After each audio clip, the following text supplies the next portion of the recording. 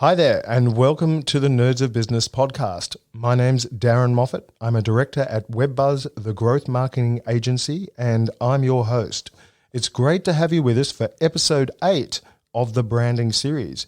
If you're new to this podcast, our vision is to make entrepreneurs happier by solving the key challenges that all businesses must overcome, one problem at a time. Today's topic is B2B, or business-to-business branding. Now, before we get started, if you're running a B2C venture, business to consumer, you might be tempted to skip this episode. But I'd recommend you stick around because there are some valuable tips for all business owners in much of what you're about to hear. Those companies who sell mostly or exclusively to other businesses instead of consumers still have all of the same challenges we've covered so far in this series. They need a good brand identity, they need effective brand positioning, and to grow sustainably, they need to foster brand awareness and loyalty amongst their customers. But there are some crucial differences with B2B branding.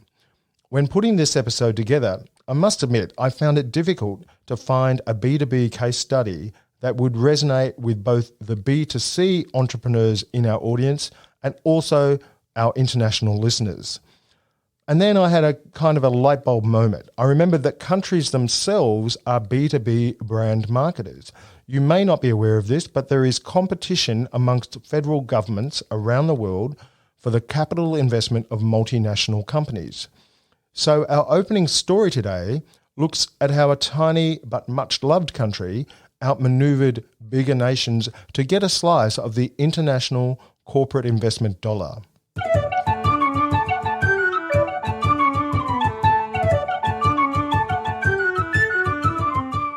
The country of Ireland has a population of just 4.9 million.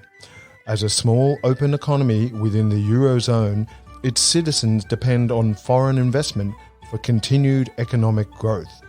Over the years, Ireland has had some big wins.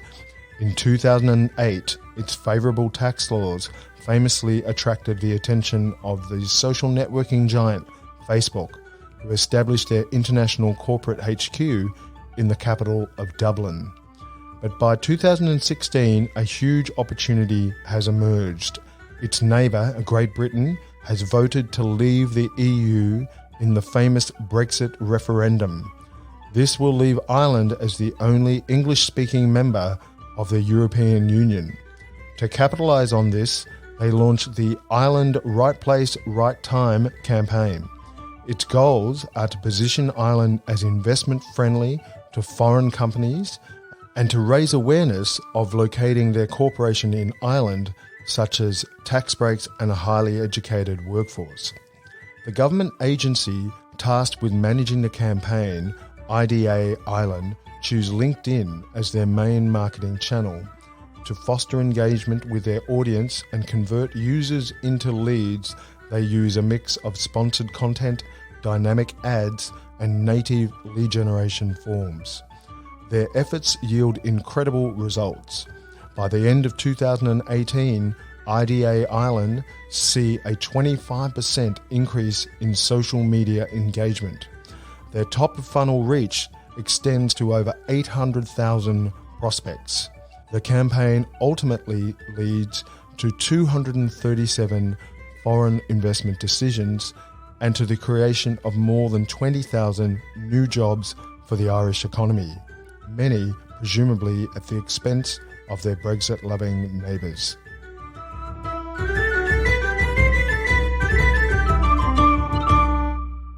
The IDA Ireland campaign is a great example of a B2B marketing campaign that achieved its objective by getting the basics of branding right. But it's also a demonstration of how B2B branding is a bit different from B2C. The fact that it was carried out almost exclusively on a business social networking platform is a good example of this. If your company sells to other businesses, LinkedIn will probably feature heavily in your channel strategy too. But when it comes to B2B brand strategy, what are the main differences you need to consider? And what tactics can you use to really connect in a meaningful way with your target customers?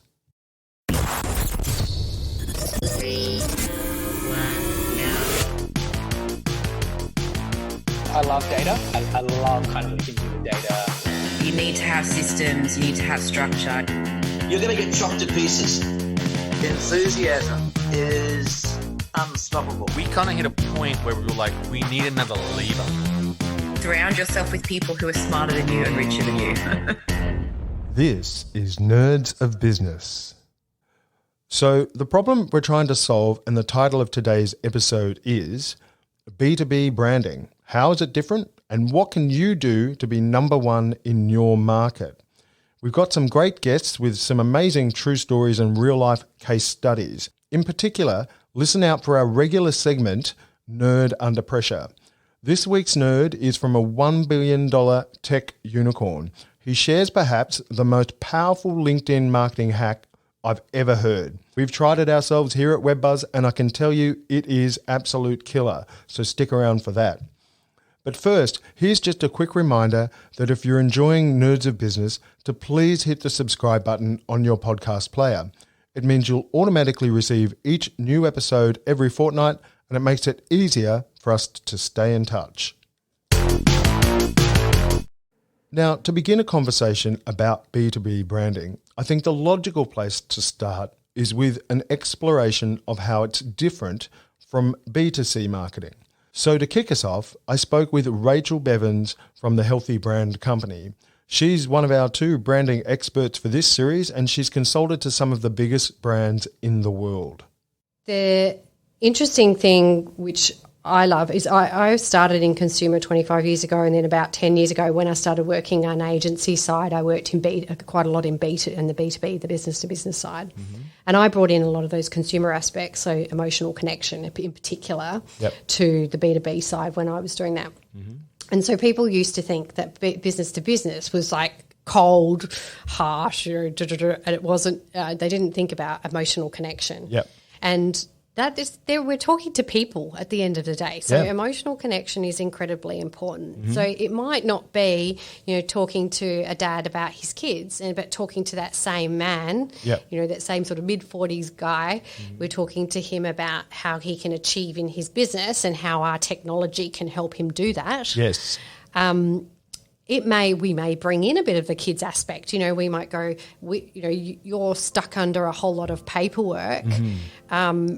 You'd rather the time to go spend with your kids, but in order for your business to succeed and for you to succeed in business and to be able to pay for your kids' school, you need to do all this paperwork. So we're going to give you this fantastic piece of technology which will enable you to free up your time so that you can actually go, succeed at business and see your kids to bed before they go to bed. Brilliant. So bringing in, you're talking to people, and that might not work for all businesses as well. So you might need to stick to the, bit more of a professional side, but you've still got motivations there. So what's motivating these people in their roles, and how can you meet those motivations?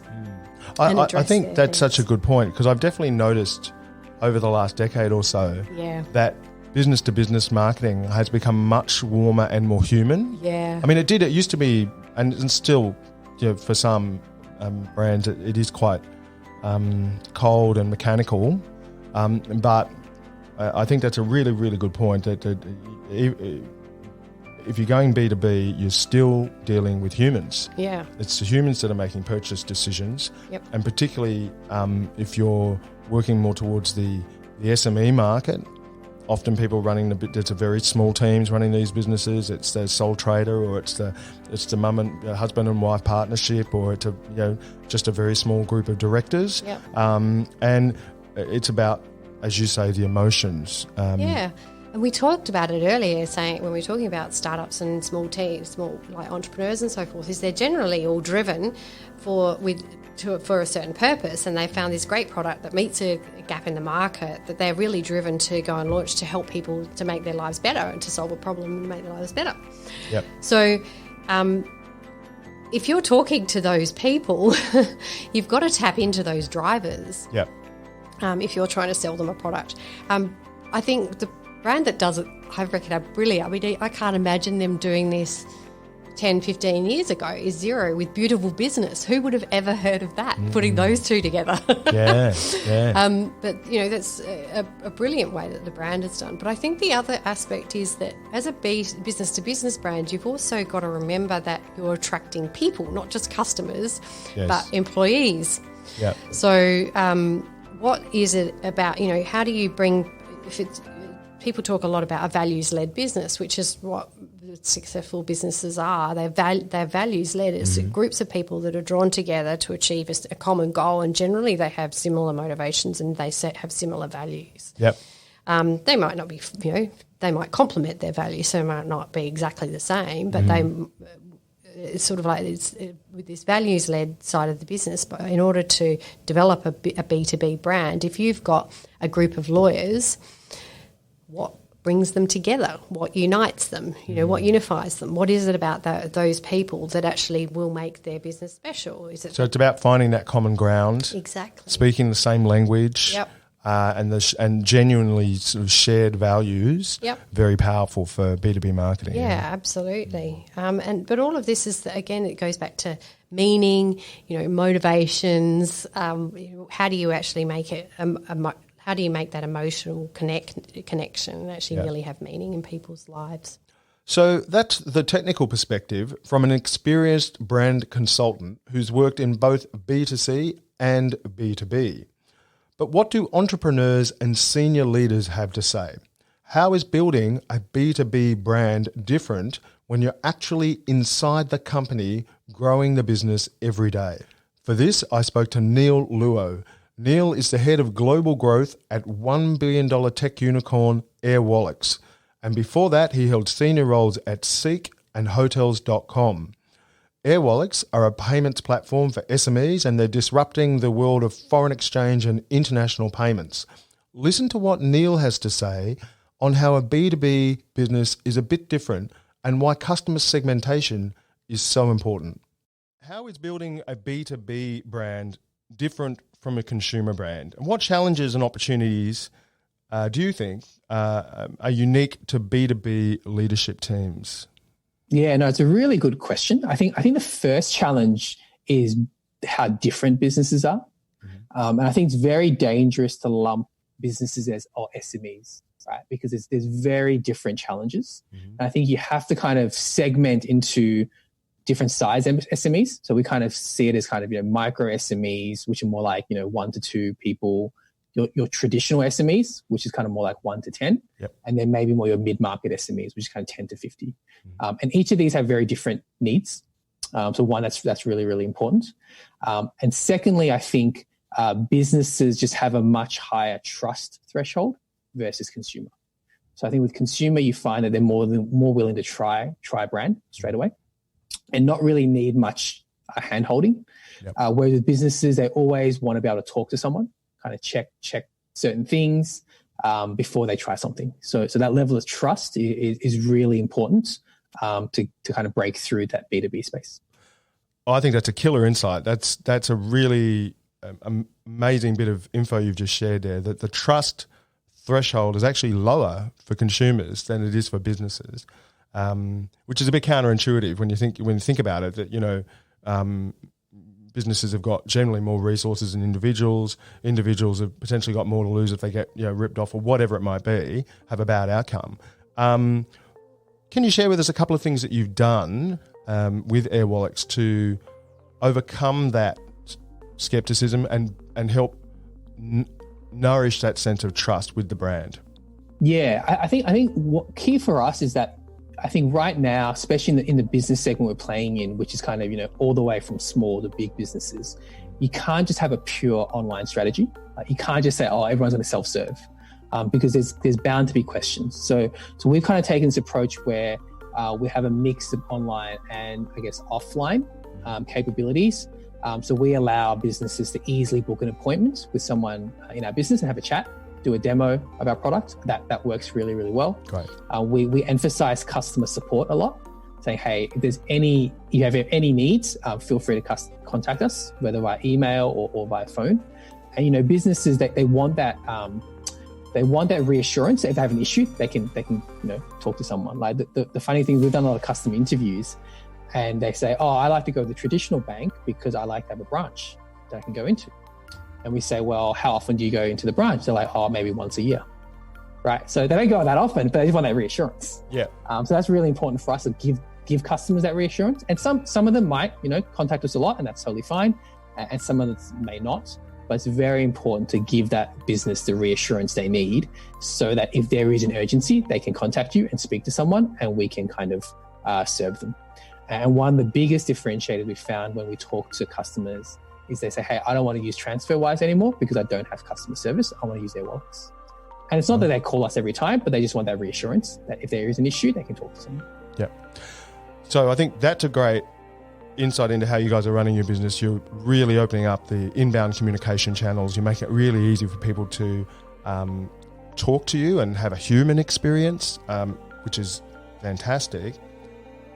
What are you doing around social proof? So in terms of your online marketing, pre-conversion, people are looking at you, they're thinking they might sign up, they might give it a go, but they're not sure. They've heard of the brand a little bit. What are you doing to build your social proof online to lower those trust barriers? Yeah, that's a really good point. So one is obviously, surfacing some of the press releases that we have, right? That we're a legitimate business. So that's really important, especially when it comes to money and financial services. People are obviously very concerned about potentially you going bankrupt or going under. So we have a lot of media quotes on our website showcasing, hey, we're a very well-funded startup. We're a high-valued startup. You can trust us. The second is kind of case studies and testimonials. So, having customers talk about us, about how they use us, whether that's through a case study, whether that's through a review. That's really, really important to build that. And the third thing we actually find is actually just having a lot of screenshots of how the product works is really important. Especially with financial services, they want to see the tangible product. They want to see that. Letting them real. see under the hood, so to speak. Exactly. Yeah. Exactly. So even before you sign up, this is what it looks like. Yeah. And that's actually very, very important from a trust perspective as well. What about video? Have you used video much to date to sort of humanize the platform and the user experience? Not as much to date. I think it's something we want to explore. I think just the production value on the video is obviously a lot higher. And also we've actually gone through in the last 3 months really reskinning our product. So we just thought at this stage, maybe the video is not quite the right time because, we'll have to shoot it again. But we definitely want to go into video a lot more. And then the other thing we're going into a lot more is content. So we're really trying to drive a lot of content around business and just how you grow a business, how you manage a business. And again, it just kind of provides that kind of credibility that the space really, really well and that business can trust you. Continuing on with the tech theme, I also spoke to Dr. Rob Newman, the CEO of mapping platform Nearmap. Rob shares some valuable insights into the role trust and certainty play in his brand marketing strategy. Yeah. Look, and I'm going to admit right up front, I'm not a B2C expert. And so, even in my time in venture capital, I tended to focus on those businesses that were B2B. I had a business partner who was much more B2C. But I think in B2b brand marketing, it comes back to two themes we talked about before. One was focus. Yep. And the other one is certainty, right? I think for any brand, if you're offering something to a business, their business is going to depend on yours, and particularly if you're solving a key pain point for them. Yeah. And as a startup and even as a scale up, they're making a decision. Do I keep buying from my existing provider who's probably a large multinational that's been safe and, or am I going to risk my job on something that's new and untested and it looks like it's a whole lot better, but it's a big risk, right? There's a very good book. I know it's old school, but Jeffrey Moore's Crossing the Chasm. Okay. Yeah, it's a worthwhile read. It tells you the difference between some of those first buyers who are the early adopters and will take all the risks and your mainstream market. And that mainstream market is looking for basically how do you take all the risk out of the decision for them? So back to the brand marketing, it does come down to you've got to have certainty in what you're providing to them from a business perspective. And then you have to have that compelling reason to buy. Why are you just so much better? So again, bringing this back to the Nearmap story, it's, hey, you're already spending money on digital mapping or aerial content. Hey, if you sign a subscription with us, we're here, we've been operating for the last 12 years, the service is there, you can test it.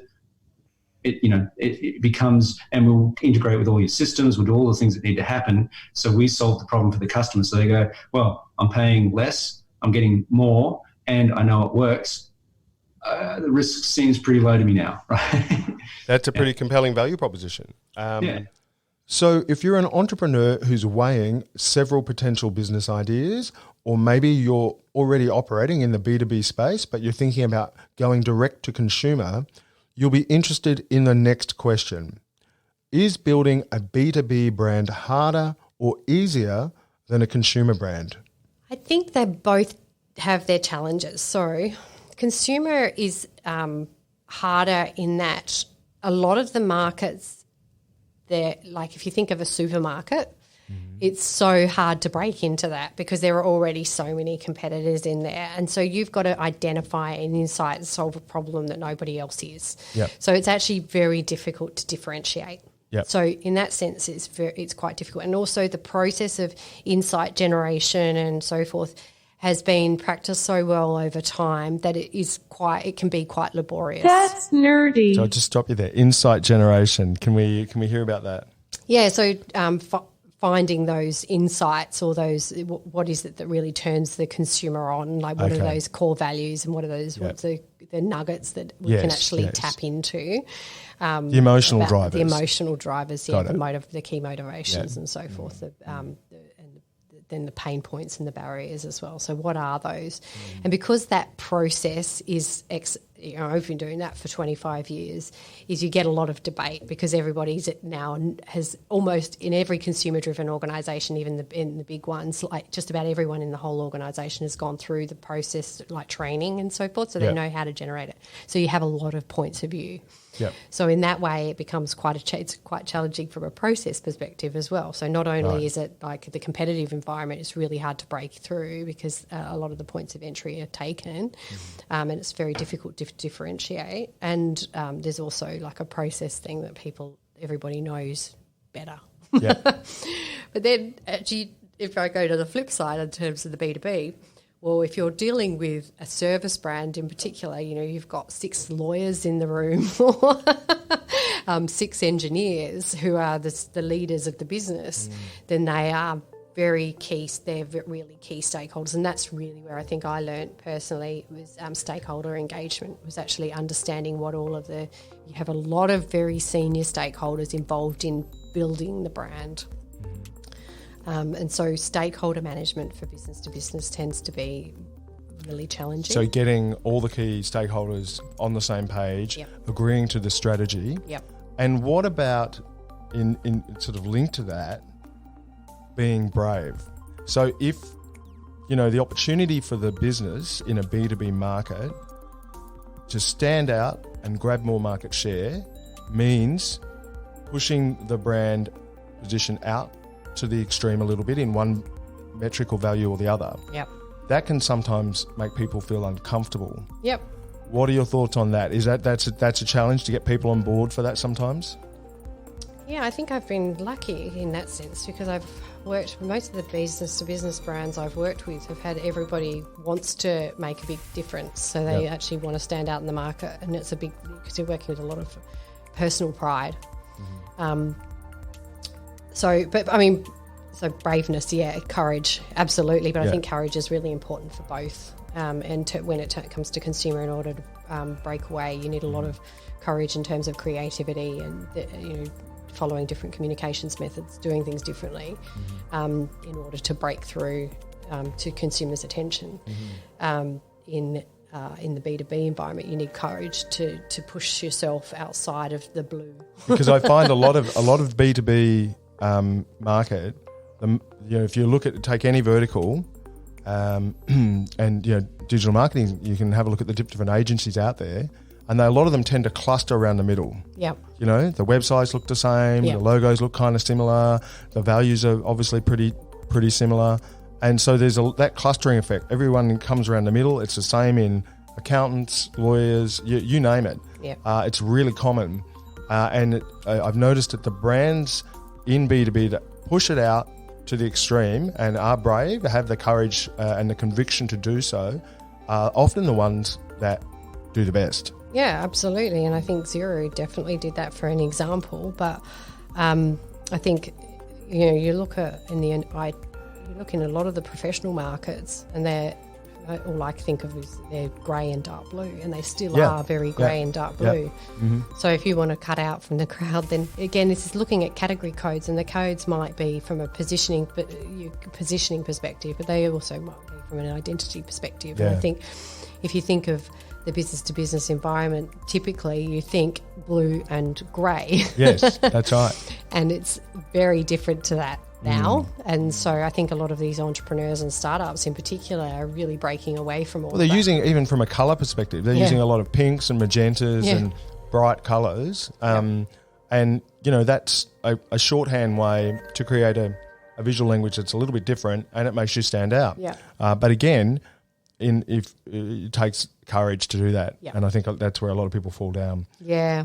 We worked with a construction company in the UK called Curtains Consulting, and that's like really a really male, quite a macho industry. Oh, really? Yep. The identity we pick. Pink. Yeah, absolutely. Oh, brilliant. I love it. That is gutsy. I know, when you were saying that, I was like, pink builder. actually, I remember that. Yeah. That's brilliant. All right, Rachel, so we've got another segment here that we want to introduce to you, and this one is called Nerd Superpower. So, excellent. Got the response I was after. So, do you know how long I worked on that? Hang on. Nerd Superpower. You're obviously a branding nerd, right? So, if you had to, sort of nominate one talent that you have, one really sort of defined skill around your branding work that you do, what would be your branding superpower? I actually have the quote on my website, because this is where it is the tipping point. Yeah. But what I'm really good at is involving people as I need to get to develop the strategy. Mm-hmm. And then when you've built that strategy and you get to that tipping point and they're on board with the strategy and then can generate those ideas as to how to implement that. That to me would be where my sort of, I guess, my superpower is. I guess bringing the people along the way. It is that essentially alignment, putting all the pieces in place, and then giving people the tools and the empowerment to actually go and create everything themselves. Awesome, great answer. That's Rachel Bevans again from the Healthy Branding Company. She highlights how, in some respects, B2B can be easier. But what does a small business owner who operates in both markets have to say on this question? Victoria Costa is the founder and CEO of Credit Fix Solutions. They're a leading name in credit repair, and Victoria was a top 6 finalist in the 2019 Telstra Business Awards. She's a client of our agency at WebBuzz. She's a good friend, and she's a real powerhouse of an entrepreneur. In fact, she's also now a published author. Keep an eye out for her book, From Zero to CEO. According to Victoria, although the branding for B2B is more work than for B2C, getting the sale is actually easier. So you're really uniquely positioned to share some insights here with our listeners on which is harder for brand building and why. Yeah, and I don't think I'm uniquely different. I think I'm just weird. And I think when I get into something, I'm like, what else can I do now I've done that? So yeah, you're right. I've oddly enough got, B2B and B2C, as well as other things going on as well. It's a little bit ridiculous, but B2B, I think with the B2B side, it would be your time would be the most difficult thing, because look, networking isn't easy. I have to admit, I'll show up and get dressed and do my hair and put that smile on my face. But to actually engage with people it can be quite tiring. As you know, we've been to many events with hundreds of people, and to do that every day of the week and to keep doing it and keep connecting and keep networking, that is hard because you're looking at a long-term investment. And a lot of people, in fact, some lady came up to me at an event about a year ago and she goes, I don't know how you do this. It all takes too long. Why don't you just go and do more Google ads? Who could be bothered? Yeah. But, it's so that is hard. But then again, the flip side of that is that the sale is a lot easier. So, jumping into B2C, for example, your sales are a lot harder, because you got cold inquiries, you got no trust whatsoever. So you're really working your butt off to convert that lead to an opportunity and into a client. B2C can be cheaper, if as well. So B2B can be quite expensive. Yep. Petrol, going to events, flights, accommodation, all the rest of it. That has cost me like a lot of money. I don't even know how much. I'd have to ask my accountant. So B2C is easier in that sense because it's not as expensive to get out there, to get on page one. It's to do YouTube videos. Well, that's free, and then pop them on your YouTube channel. To use LinkedIn, Facebook, well, that's free unless you want to go and do some ads, and that's great. But a lot more free available platforms for a small business to start B2C. I think, and faster, right? So B2B is hard because it takes so long. Whereas B2C, you can go, here's my messaging, wax, it's all out there.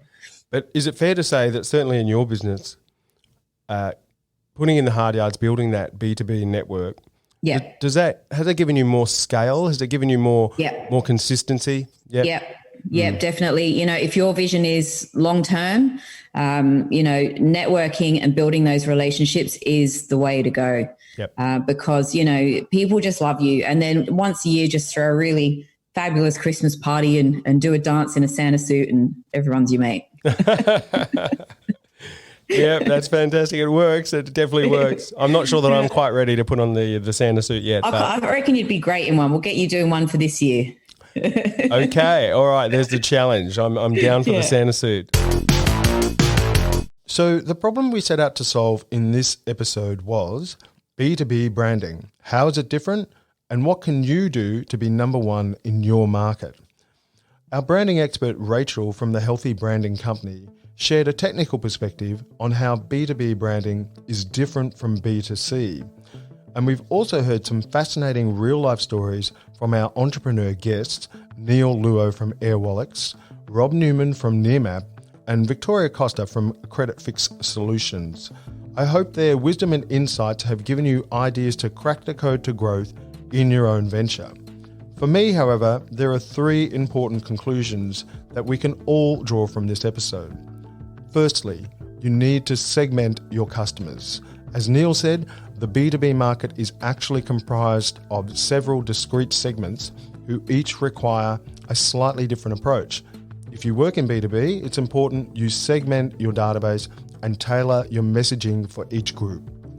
Secondly, your branding should strive to be human at all times.